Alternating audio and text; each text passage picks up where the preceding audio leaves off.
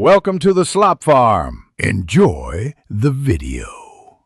In this video, I will show you how to replace your engine air filter. This is a straightforward maintenance task that can significantly improve your vehicle's performance.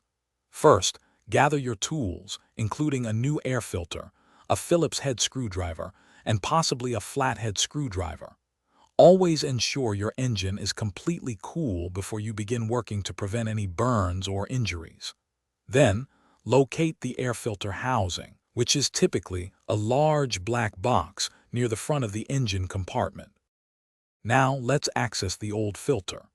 The air filter housing on your Lexus ES 350 is usually secured by several metal clips or a few screws. Carefully unclip or unscrew these fasteners around the perimeter of the box. Once all clips are released or screws removed, gently lift the top half of the air filter housing. Be mindful of any attached hoses or wires. You may need to slightly maneuver them to gain full access to the filter.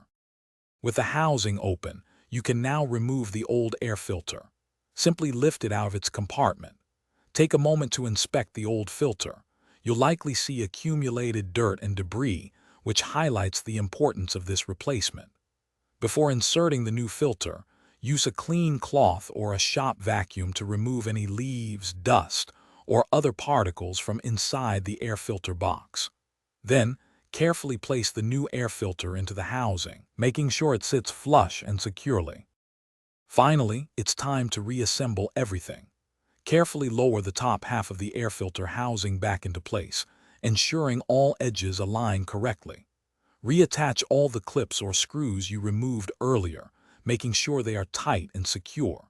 A properly sealed air filter housing is crucial for preventing unfiltered air from entering your engine.